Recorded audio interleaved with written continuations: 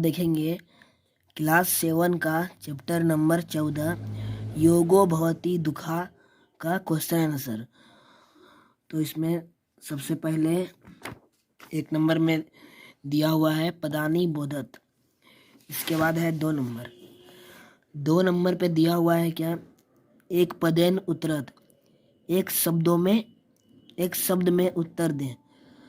तो कौन नंबर लिखा हुआ है क्या, स्वस्थ मनसा कुत्र निवास भवति, स्वास्थ्य मन का कहाँ निवास होता है। तो इसका उत्तर होगा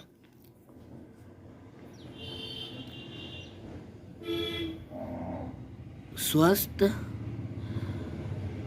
शरीरे।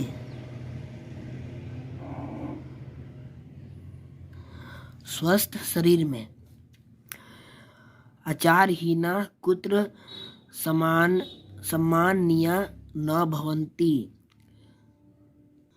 जो आचारहीन है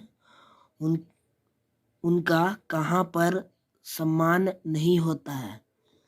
तो इसका हो जाएगा समाजे, मतलब जिसका अच्छा व्यवहार नहीं है उसका समाज में सम्मान नहीं होता है। गौ नंबर में है वयम केसु सचेष्टा श्याम, हम लोग को किसमें जागरूक होना चाहिए। इसका उत्तर होगा निज कर्मसु, अपने कार्यों में जागरूक होना चाहिए। घ नंबर है वयम केन उत्तम स्वास्थ्यम प्राप्नुम, हम लोग को किससे उत्तम स्वास्थ्य प्राप्त होता है। इसका उत्तर होगा योगाभ्यासेन।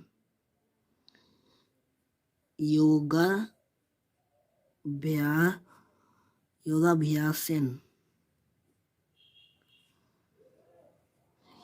योग करने से, योगाभ्यासेन योग करने से क्या होता है, हम लोग को उत्तम स्वास्थ्य मतलब अच्छा स्वास्थ्य प्राप्त होता है। इसके बाद है 3 नंबर आम अथवा नव माध्यमेन उत्तरत, स्वास्थ्य शरीरे एव स्वास्थ्य मनसा निवास भवति, स्वस्थ शरीर में ही स्वस्थ मन का निवास होता है। ये वाक्य सही है, तो यहाँ पर होगा आम। प्रतिदिनम मांसाहारयुक्तम भोजनम करणीयम, मतलब प्रतिदिन मांस वाला भोजन खाना चाहिए, करना चाहिए। तो यहाँ पर क्या होगा, ये वाक्य गलत है, क्योंकि रोज मांस मछली जो होता है, रोज मांस मछली नहीं खाना चाहिए। यावत बुभुक्षा अस्ति तथा अधिकम खादितव्यम, जब भूख लगता है तो अधिक खाना चाहिए।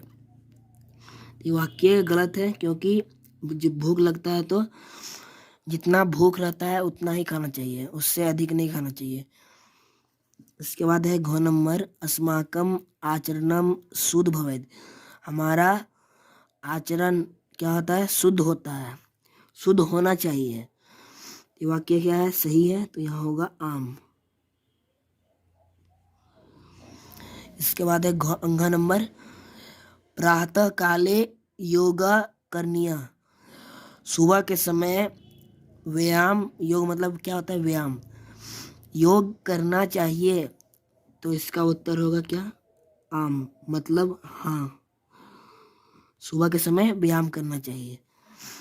इसके बाद है 4 नंबर अधोलिखित तेसु पदेसु का विभक्ति किम वचनम च इति लिखत, नीचे लिखे गए शब्दों का विभक्ति और वचन को लिखना है। तो सबसे पहले दिया स्वास्था दिया हुआ है, ठीक है। तो इसका पहले विभक्ति लिखेंगे, यहाँ पर क्या होगा, प्रथमा। प्रथमा विभक्ति हो जाएगा और बहुवचन।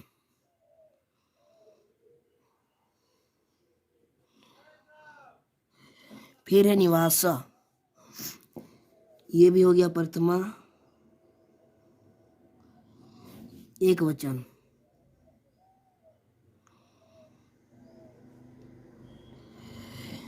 इसके बाद है कर्मसु, सप्तमी विभक्ति है। सप्तमी विभक्ति बहुवचन।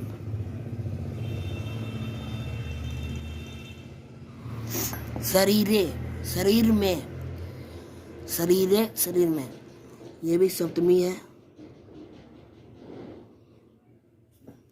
एक वचन।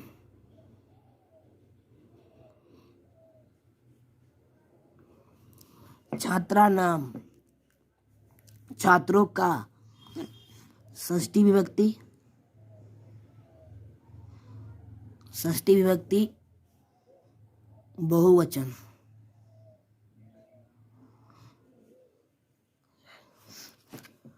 सूर्योदयात, सूर्योदयात लिखा हुआ है, तो ये हो गया आपका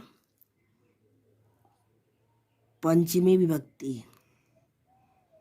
पंचमी विभक्ति एक वचन।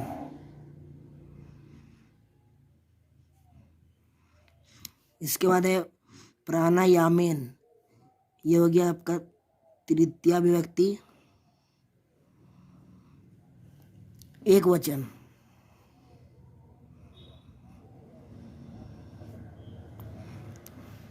जीवनस्य, जीवन का, षष्ठी विभक्ति एक वचन।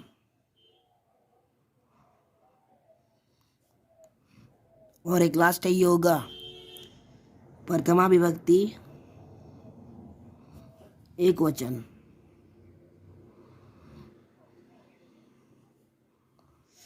इसके बाद है 5 नंबर, पूर्ण वाक्य उत्तरम लिखत, पूरे वाक्य में उत्तर लिखे। योगी कीदृशः भवति, योगी कैसा होता है।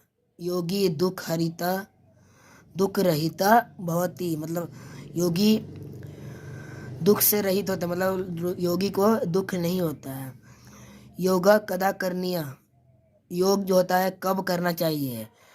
शौचादि क्रियात निवृत्त्यनंतरम योगा करणीयम, शौच आदि क्रियाओं के बाद योग करना चाहिए।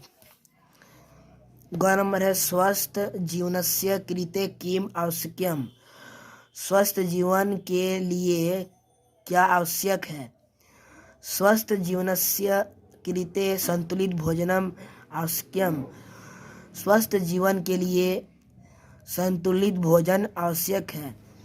स्वस्थ शरीरे कस्य निवास भवति, तो इसका उत्तर क्या है, स्वस्थ शरीरे स्वस्थ मनसा निवास भवति, स्वस्थ शरीर में स्वस्थ मन का निवास होता है। भोजनम प्रति किम आवश्यकम, भोजन के प्रति क्या आवश्यक होना चाहिए। भोजनम प्रति पूर्णतः अवधानम आवश्यकम, भोजन के प्रति पूरी तरह सावधान रहना चाहिए। इसके बाद है 6 नंबर, अधोलिखित लिखित वाक्येषु रेखांकित पदानि आश्रित्य प्रश्न निर्माण कुरु। स्वस्थ शरीरे स्वस्थ मनसा निवास भवति, स्वस्थ शरीर में स्वस्थ मन का निवास होता है। इसका क्वेश्चन बनाएंगे तो क्या होगा, कुत्र स्वस्थ मनसा निवास भवति, कहाँ स्वस्थ मन का निवास होता है। और लास्ट में क्वेश्चन का चिन्ह। ख नंबर में है स्वस्थ जीवनाय भोजनम आवश्यकम, स्वस्थ जीवन के लिए भोजन आवश्यक है। तो क्वेश्चन बनाएंगे, स्वस्थ जीवनाय किम आवश्यकम, स्वस्थ जीवन के लिए क्या आवश्यक है। ठीक है, आगे है ग नंबर, अस्माकम आचरण शुद्ध भवेत, हमारा आचरण शुद्ध होना चाहिए। तो क्वेश्चन बने केसाम आचरण शुद्ध भवेत मतलब किनका आचरण शुद्ध होना चाहिए। और लास्ट में क्वेश्चन का चिन्ह। घ नंबर है योगा भवति दुखा। योग करने से क्या होता है? दुख खत्म होता है। तो क भवति दुखा मतलब क्या करने से दुख खत्म होता है। और लास्ट में क्वेश्चन का चिन्ह। इसके बाद है समुचितम मेलनम क्रोध। इसको क्या करना है? मिलाना है। हित भूख भोजन का सेवन करने वाला तो क्या होगा? यह हितकरम भोजनम करोति। जो भोजन का सेवन करता है वह क्या करता है? हितकर भोजन करोति मतलब जो उचित होता है वही भोजन करता है। इसका होगा ये। यह मतलब होता है जो। इसके बाद है क्या? योगा। तो योग से क्या होता है? योग से दुखा भवति मतलब दुख जो होता है खत्म हो जाता है योग से। इसका होगा ये। ठीक है। इसके बाद है स्वस्थ भोजनम। इसका होगा स्वस्थ जीवनाय आवश्यकम। स्वस्थ भोजन स्वस्थ जीवन के लिए आवश्यक है। इसका होगा यह। इसके बाद है शुद्धम। शुद्ध क्या होता है? शुद्ध अस्माकम आचरण भवत। हमारा जो व्यवहार होता है वो शुद्ध होता है। ये हो जाएगा यहाँ पर। और व्यायाम। व्यायाम जो होता है प्रातः काले करना, सुबह के समय करना चाहिए। सबसे अंतिम जो है उसका हो जाएगा सबसे ऊपर वाला।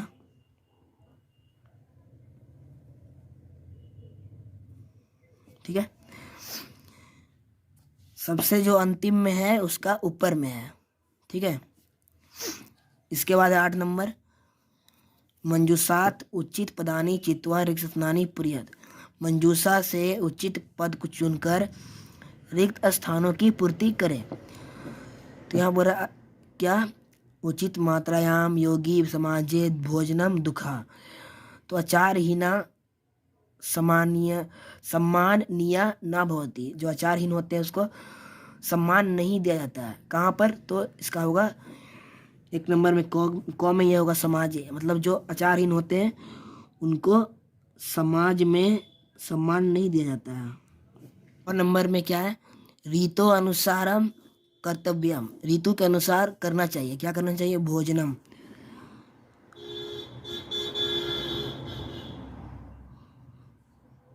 ऋतु के अनुसार भोजन करना चाहिए।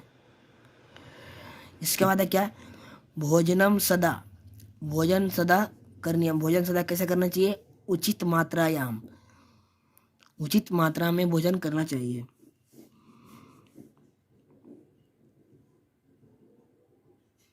उचित मात्रायाम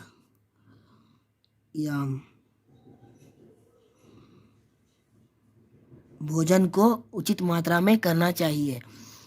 योगो भवति। योग क्या होता है? योग से दुखा मतलब दुख जो होता है खत्म होता है।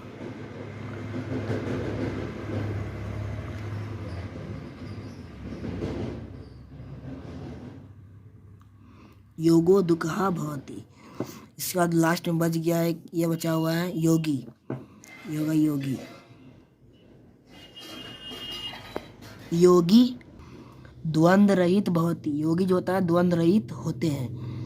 यहीं पर आपका चैप्टर नंबर 14 समाप्त होता है। मिलेंगे हम लोग नेक्स्ट वीडियो में। Thank you.